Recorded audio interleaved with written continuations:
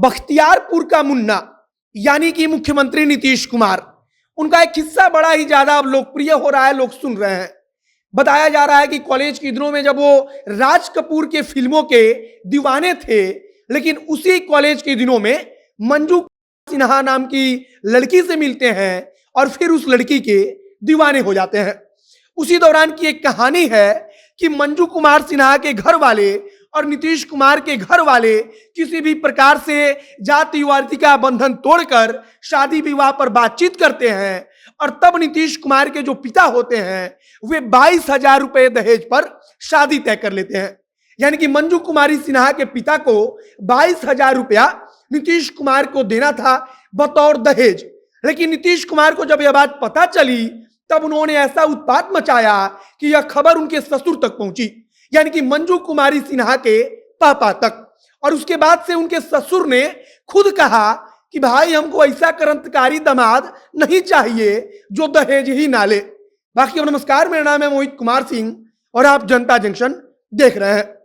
कहानी तब की है जब नीतीश कुमार कॉलेज के दिनों में पढ़ा करते थे। यही राजधानी पटना थी और पटना में जो नीतीश कुमार थे वो इंजीनियरिंग की पढ़ाई कर रहे थे।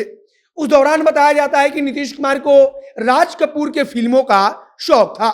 राज कपूर के फिल्मों के टिकट का जुगाड़ नीतीश कुमार कहीं ना कहीं से कर ही लेते थे।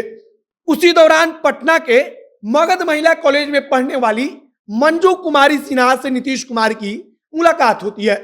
मुलाकात इस प्रकार से होती है कि मंजू कुमारी सिन्हा नीतीश कुमार के बगल के गांव की थी। कोई एक ऐसा दोस्त था जो नीतीश कुमार को भी जानता था और मंजू कुमारी सिन्हा को भी जानता था।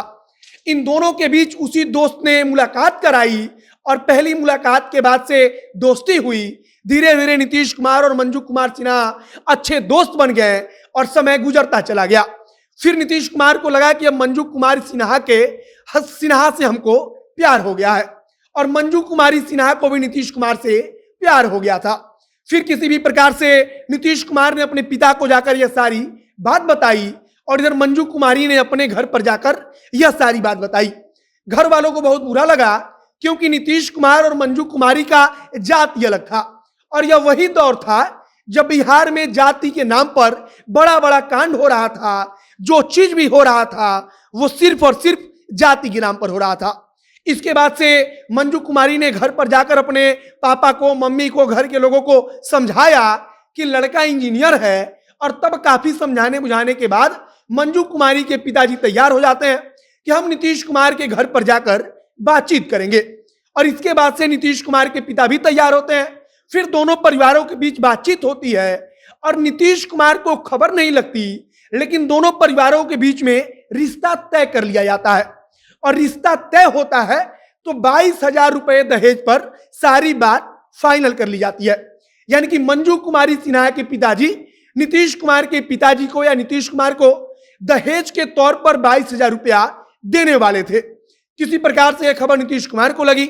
नीतीश कुमार अपने घर पर जाते हैं और अपने पिताजी से जाकर कहते हैं कि हमको दहेज का एक पैसा नहीं चाहिए, हमको शादी के लिए कोई बड़ा समारोह भी नहीं करना है, बिल्कुल साधारण तरीके से हमको सिर्फ मंजू से शादी करना है और उसको अपने घर पर लेकर आना है। इसके बाद से यह खबर मंजू कुमारी के पिताजी तक जाती है। मंजू कुमारी के सिन्हा के पिताजी को बड़ा अटपटा सा लगता है। उनको लगता है कि आखिरकार दहेज के लिए कौन मना करता है। और तब मंजू कुमारी सिन्हा के पिताजी कहते हैं कि भाई जो लड़का दहेज ही ना ले, हमको ऐसा क्रांतिकारी दामाद तो चाहिए ही नहीं। बताया जाता है कि जो बहुत बड़े साहित्यकार हैं फरीश्वरनाथ रेणु, उनको किसी प्रकार से इस घटना के बारे में, इस कहानी के बारे में जानकारी मिली और फिर वे नीतीश कुमार से इतने प्रभावित हुए कि उन्होंने अपनी बेटी का रिश्ता नीतीश कुमार के सामने रख दिया। यानी कि उन्होंने प्रस्ताव रखा कि नीतीश कुमार आप हमारी बेटी से शादी कर लीजिए। लेकिन नीतीश कुमार मंजू कुमारी सिन्हा से प्यार करते थे तो नीतीश कुमार इस रिश्ते के लिए तैयार नहीं हुए और आखिरकार मंजू कुमार सिन्हा और नीतीश कुमार की शादी होती है। दोनों की कोर्ट मैरिज होती है और आज भी नीतीश कुमार के जब शादी का जिक्र आता है तब उस कहानी को याद किया जाता है जब नीतीश कुमार के ससुर ने, यानी कि उनकी पत्नी के पिता ने इसलिए कहा था कि हम शादी नहीं करेंगे क्योंकि नीतीश कुमार दहेज नहीं ले रहे थे। उनको लग रहा था कि ये लड़का बड़ा क्रांतिकारी है, भविष्य में कुछ बुरा होगा। और वो इसीलिए कह रहे थे कि भाई हमको ऐसा क्रांतिकारी दामाद चाहिए ही नहीं। आज जब नीतीश कुमार बिहार के 8वीं बार मुख्यमंत्री पद की शपथ ले चुके हैं, तब एक बार फिर से इस कहानी को बताया जा रहा है, सुनाया जा रहा है, तो हमने भी सोचा कि आपको इस कहानी को बताई जाए। बाकी आपको कैसा लगा उसे कमेंट बॉक्स में लिखकर बताइएगा। वीडियो शेयर कीजिएगा, फेसबुक पेज को लाइक कीजिएगा, और अगर यूट्यूब पर देख रहे हैं तो चैनल को भी सब्सक्राइब कीजिए। मिलते हैं फिर बहुत जल्द अगली वीडियो में। कैमरे पीछे खड़े हैं पीयूष और मैं मोहित कुमार सिंह। बहुत बहुत धन्यवाद।